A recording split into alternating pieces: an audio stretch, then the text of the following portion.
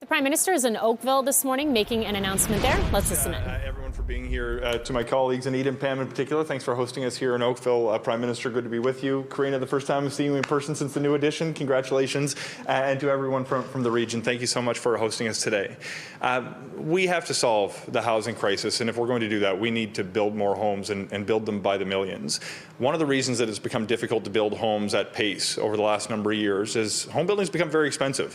The cost of land, labor, materials, supplies, and interest have all gone up over the last few years, which has made it very difficult to build homes at prices that people can actually afford. One of the things that the federal government could do to reduce the cost of home building is to take land out of the equation to a large degree.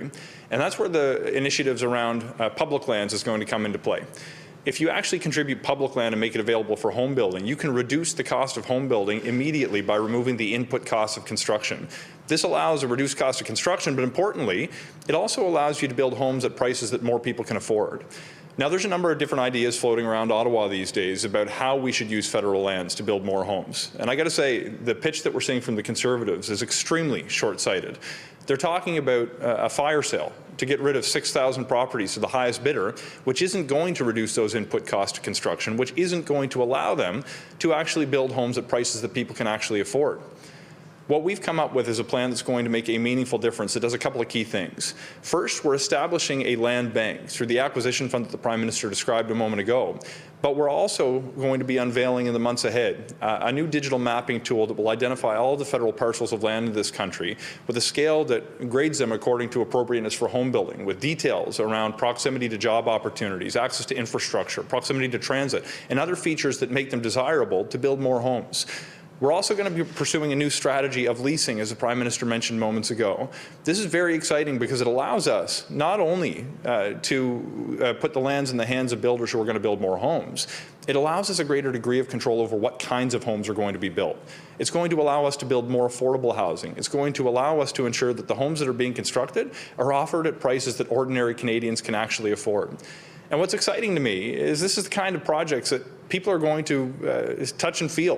They can see these buildings in their communities in some instances already. Think about communities across Canada.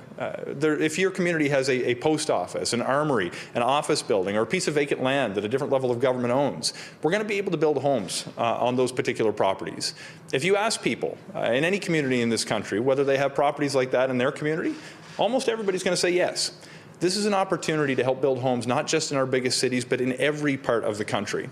What's exciting as we move forward is we're going to be able to unlock hundreds of thousands of new homes on these properties by making them available for home builders, entering into long-term leases for as little as $1 where appropriate to ensure that we're actually going to get homes built at prices that people can afford. This is a sea change in the way that we're building building homes on federal lands, and we're going to invite other levels of government to join us in this effort as well. Of all the conversations I've had over the course of the past 8 or 9 months that I've been in this particular position, the thing that I've come to believe most is that we can solve the housing crisis. The housing plan and the budget that we put on the table demonstrates the leadership of the federal government to get us there, and now we want other levels of government to join us in this initiative. I want to thank everybody for the opportunity. Very excited to get building in the months ahead. Take care.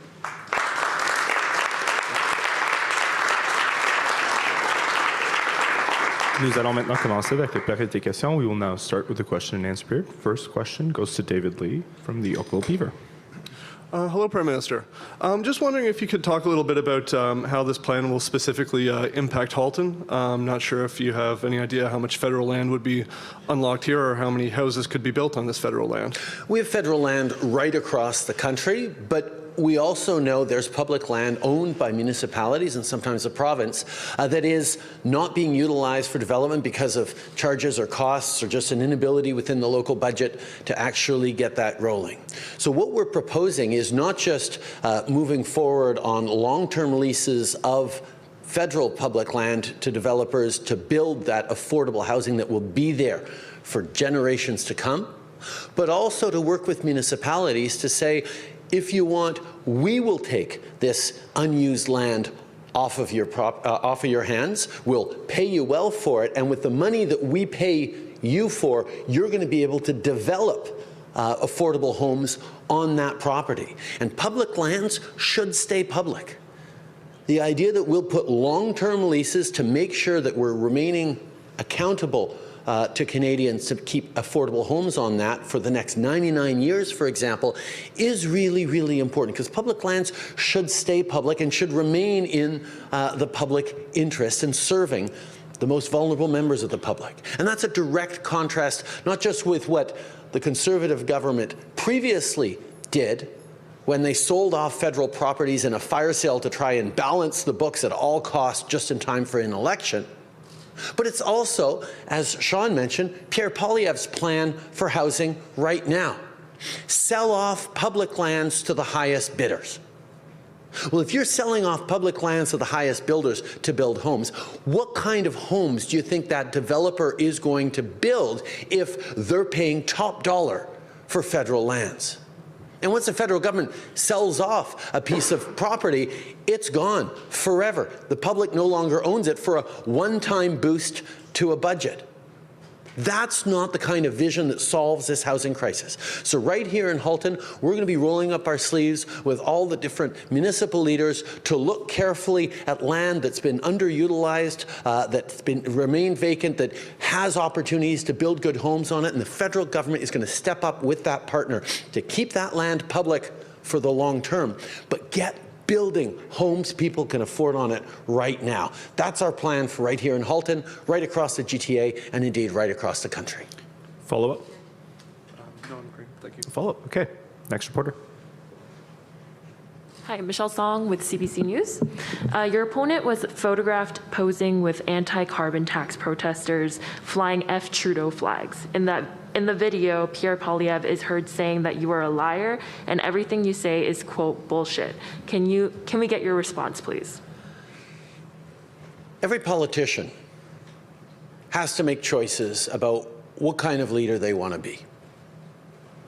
Are they a kind of leader that is going to exacerbate divisions, fears, and polarization in our country, make personal attacks, and welcome the support of conspiracy theorists and extremists? Because that's exactly what Pierre Poilievre continues to do, not just when you see him engaging with members of Diagolon, but also when he refuses to condemn and reject the endorsement of Alex Jones.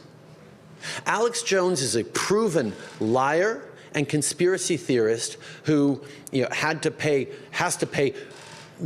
hundreds of millions of dollars because he lied about the Sandy Hook killing that killed 20 little kids. This is the kind of man who's saying Pierre Poilievre has the right ideas to bring the country towards the right, towards conspiracy theories, towards extremism, towards polarization, towards the kind of lies that Alex Jones is peddling still. So the fact that Pierre Poilievre hasn't stood up to condemn that endorsement, the fact that he continues to encourage the kind of divisive approaches to Canada that I don't think Canadians want to see, really shows that he will do anything to win, anything to torque up negativity and fear. And it only emphasizes that he has nothing to say to actually solve the problems that he's busy amplifying. En français? Okay.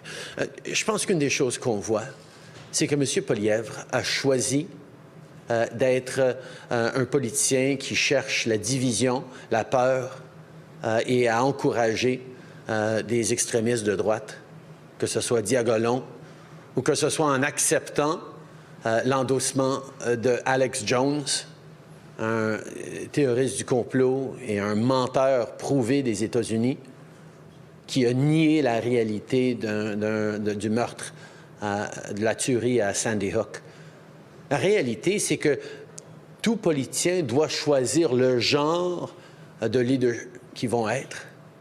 Et M. Poilievre a choisi d'être négatif, d'être divisif, d'être toxique et surtout de ne pas offrir des solutions and especially of not offering concrete solutions auxquelles les Canadiens font face. for the challenges that Canadians face. Follow-up? There are Canadians that agree with Mr. Poilievre and are angry at you. What do you say to the Canadians who agree with him and not you? We're a democracy where people get to express themselves and vote however they choose when the federal election comes around. And that's an important piece of it. And I know people are going to vote for all sorts of different parties. I think what Canadians will also do, though, is take a careful look not just at who is reflecting back some of the very real frustrations people are facing, but who's able to solve it. Who's actually putting forward concrete plans to solve the challenges we're facing? Let's just take this announcement we're making today.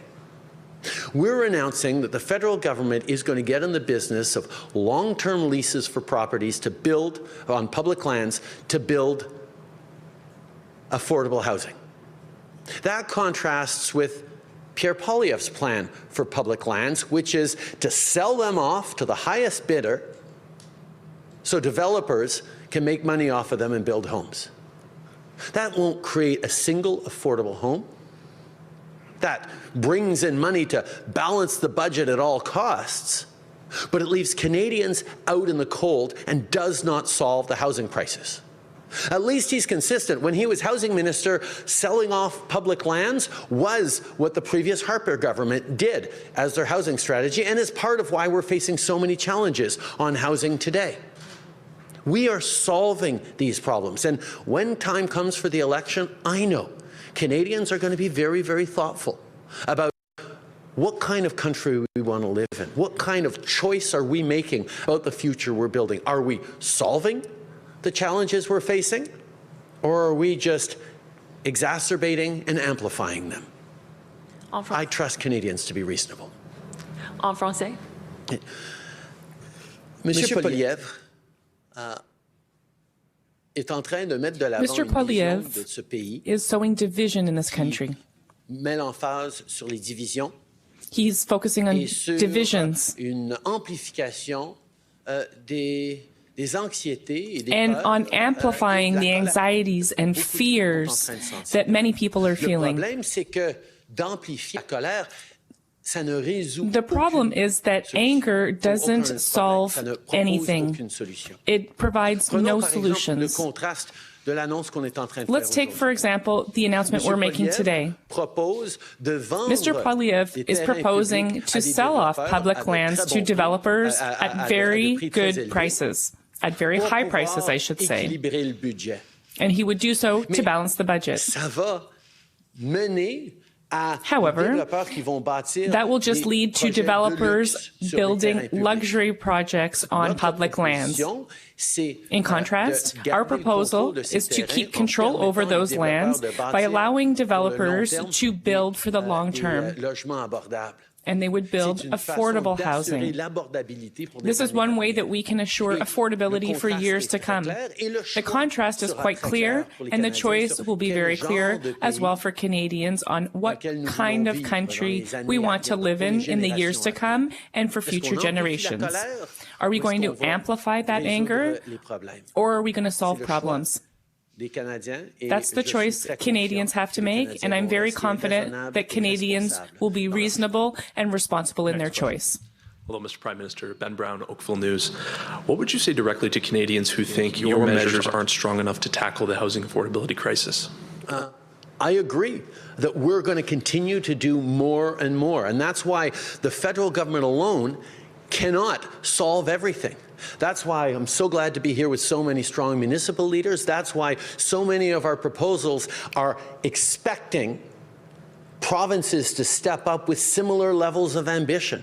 No one order of government can solve the housing crisis on its own, but we're putting forward the most comprehensive and ambitious housing plan Canada has ever seen. But you're right, there needs to be more. Municipalities need to step up with ambition around densification, particularly around campuses and public transit stops. Provinces need to step up on partnering to build more wastewater and infrastructure that's going to enable housing. They need to be able to move forward on zoning that's going to make a difference right across their province. These are the things we are encouraging the provinces to do. We need to make sure we're all doing our part. The federal government is putting forward one of the most ambitious proposals that has ever been seen. And we're there to work with anyone else, any other order of government that wants to be equally ambitious. And quite frankly, we're seeing it right across the country. Follow-up? Follow-up question. What would you say to Canadians who think the measures in Budget 2024 are going too far and we're building too many homes too quick without thinking about the long-term effects? I think the long-term effects on our economy of young people who can't build their dreams, can't start a family, can't live in the communities in which they work, will be devastating for this economy. The current situation is not just unfair for young families and young people who don't have the opportunities that their parents and grandparents had when you work hard to build a future for yourself,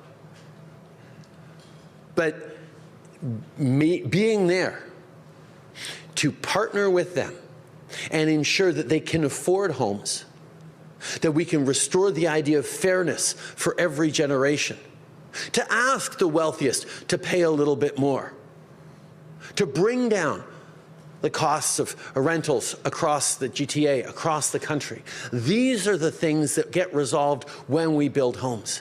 These are the things that get resolved when we encourage the construction of middle-income apartment buildings. These are the things that happen when we unlock federal land through long-term leases that are going to keep affordable homes on it. This is an ambitious plan that meets the moment. And anyone who says we don't need to put everything on the table right now is not listening to young people and is not understanding how to build the kind of long-term success that every Canadian deserves. Next question. Hey, good morning, Prime Minister Malhamidi, Canadian Press. Does Canada support the measures in the U.S. passed by Congress regarding potential sale or ban of TikTok? And would that mitigate the federal government concerns about the app? I'm not going to comment on what other governments are doing. What I will say is Canada will continue to look very closely at how we can make sure we're keeping Canadians safe while making sure we're taking advantage of great technologies that spur innovation and opportunity for people right across the country. We know that the security, the privacy, and the data protection of Canadians needs to be a first priority for us. We've already taken significant measures on that, and we will continue to do that, but we will act in ways that are right for Canadians. Okay, on a different topic, polls suggest that the federal government budget isn't landing with younger would-be voters you are targeting. How are you going to win back those people who, post-pandemic, have decided they're no longer interested in big government playing a role in their lives? This budget is about solving problems. This is about making sure that an economy that no longer works as well as it should, as well as it did for our parents' and grandparents' generations, actually works for young people. This is about delivering more affordable homes across the country. It's about delivering childcare spaces so young families can have better options. It's about delivering more public transit and infrastructure investments that are going to be making a difference in people's lives. This is about building a strong economy for the future. This isn't about politics. This is about making sure that the system, the economy, and the government of Canada can meet the moment that Canadians need it too. And in that question, yes, there is a choice that Canadians are going to be facing in a year and a half about what kind of country we are. Whether governments should just get out of the way and leave people to fend for themselves, which is what Pierre Poilievre is proposing with his austerity cuts and advantages for the rich with his trickle-down approach. That's one of the choices, where governments aren't there to make sure that there are opportunities for everyone, aren't there to make sure there's fairness for every generation, versus what we're putting on the table and what we're actually doing. Delivering more homes young people can see themselves in. Allowing rent, for example, to go towards your credits, to count towards your credit score so you can qualify for a mortgage sooner. These are the kinds of things that we're doing to solve the challenges Canadians are facing. I am confident that as Canadians see these measures happening, they will start being more optimistic about their future the way we need them to be, to grow a strong economy, to build a stronger future. That's our focus. Fairness for every generation, starting right now. And that's where we're going to continue to put all our emphasis. Next question. Good morning, I'm Jessica Kading from Halton News. You mentioned that the federal land that will be unlocked for homes will remain public land. What would this mean for the home buyers, as it sounds like they won't own the land, and I'm wondering if this will affect the resale value or if these homes won't be owned in the traditional sense? Many of these public lands will be unlocked for long-term co-op homes, long-term affordable rentals, and issues like that, where the long-term ownership is not an issue. 100-year leases or 99-year leases are the kinds of things that don't make sense if you're talking about a single-family property.